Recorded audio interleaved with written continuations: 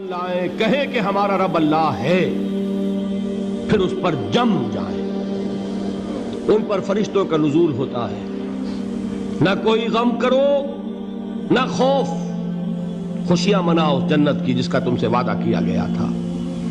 اللہ کی ربوبیت پر اطمینان جب انسان کو ہو جاتا، میرا رب اللہ ہے، ربی اللہ، انسان کے لیے نہ کوئی کھٹکا، نہ کوئی خطرہ، نہ کوئی خوف، نہ کوئی حزن۔ جو کچھ ہو رہا ہے کس کے اذن سے ہو رہا ہے؟ اللہ کے اذن سے۔ اللہ کے اذن کے بغیر پتہ تک نہیں ہلتا۔ یہ کوئی اندھا بہرا مادہ نہیں ہے جس سے مجھے کوئی خوف ہو۔ اندھا بھینسا چلا آ رہا ہو اس سے تو ڈرنے کا ہر انسان کو ڈرنا چاہیے، نہ معلوم کس کو ٹکر مار دے۔ لیکن نہیں، اس کائنات کو چلانے والا ایک سمیع و بصیر خدا ہے، وہ جو میرا دوست ہے، میرا ولی ہے۔ اللہ ولی الذین آمنوا یخرجہم من الظلمات الی النور۔ اللہ اہل ایمان کا ولی ہے، ساتھی ہے، پشت پناہ ہے، مددگار ہے، حمایتی ہے۔ بتائیے جسے یقین ہو جائے کہ اللہ میرا مددگار، اللہ میرا محافظ، اللہ میرا پشت پناہ، اللہ میرا حمایتی، اس کے لیے کوئی خوف ہوگا؟ اس سے کوئی ڈر ہوگا؟ میں مثال دیا کرتا ہوں ایک بہت سادہ پنجاب کے دیہات کی۔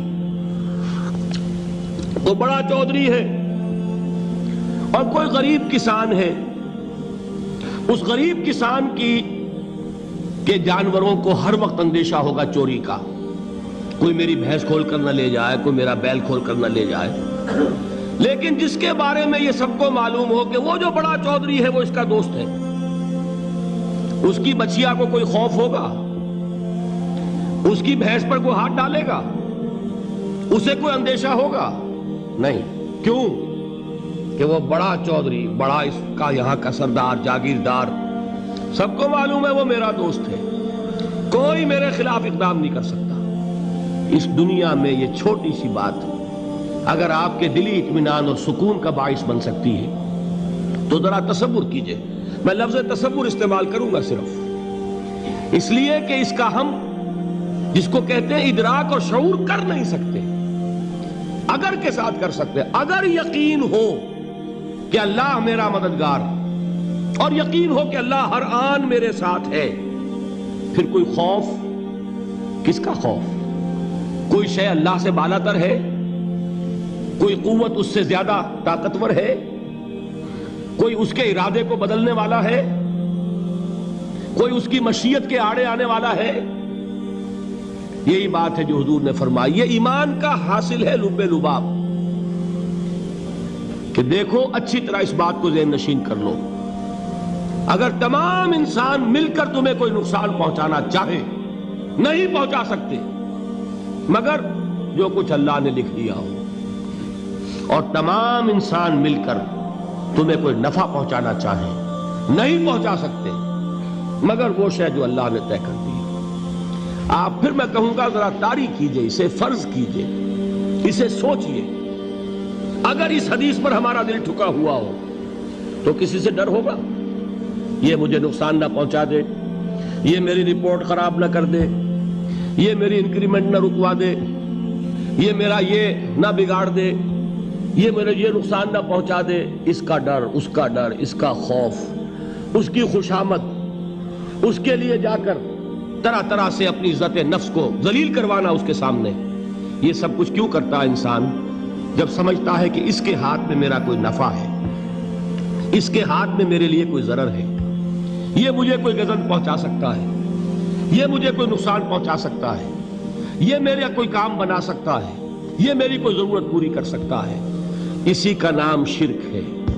جہاں آپ نے یہ سمجھا کہ غیر اللہ کے اندر کوئی طاقت موجود ہے، وہی شرک ہے۔ بتوں سے تجھ کو امیدیں، خدا سے نو امیدی، مجھے بتا تو صحیح اور کافری کیا ہے؟ شرک تو یہ ہے۔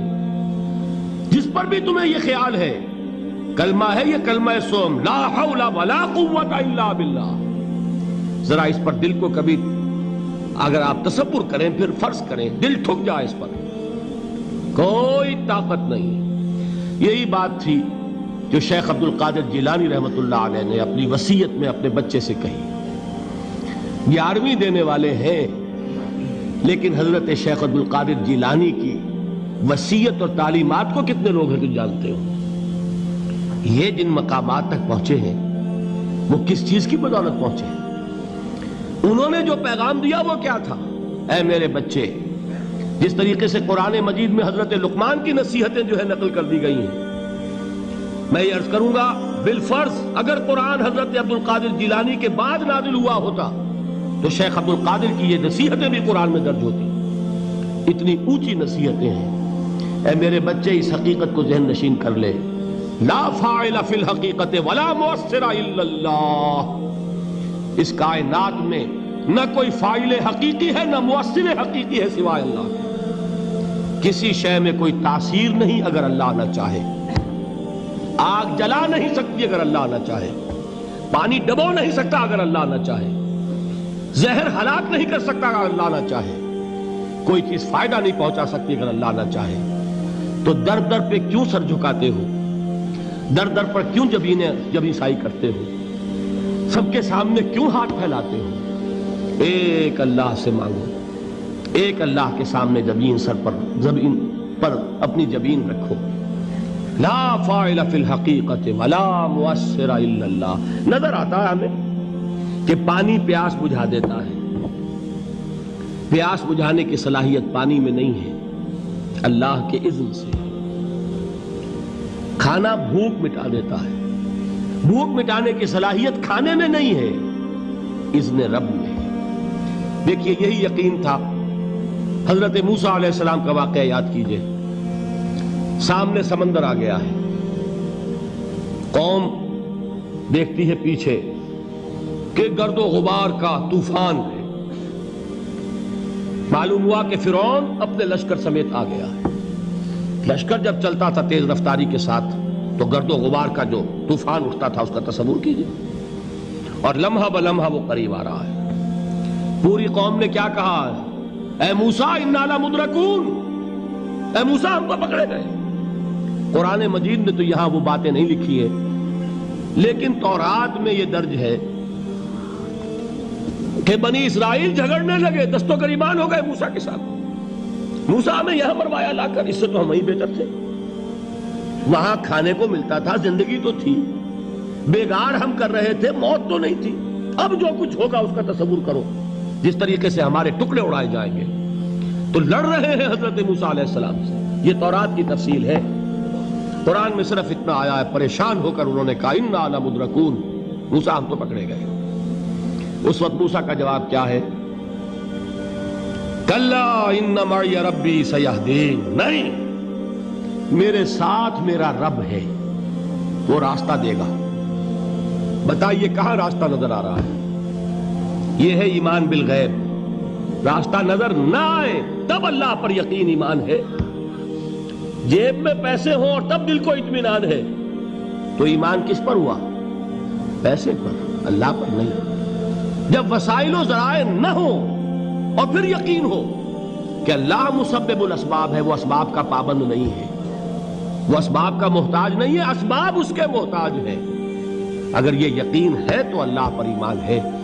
یہ نہیں ہے تو تمہارا ایمان اسباب پر ہے، وسائل پر ہے، ذرائع پر ہے، مادیات پر ہے، اللہ پر نہیں. اس وقت کہاں راستہ تھا؟ کوئی راستہ تھا؟ سمندر ہے اور ادھر سے لشکر آ گیا ہے. کلا ان معی ربی سیہدین. اب دیکھیے ایمان کہہ دینا آسان ہے، ہوا معکم اینما کنتم. جہاں کہیں بھی تم ہوتے ہو اللہ تمہارے ساتھ ہوتا ہے. لیکن اس کا یقین قائم ہو جائے تو زمین و آسمان کا فرق واقع ہو جائے.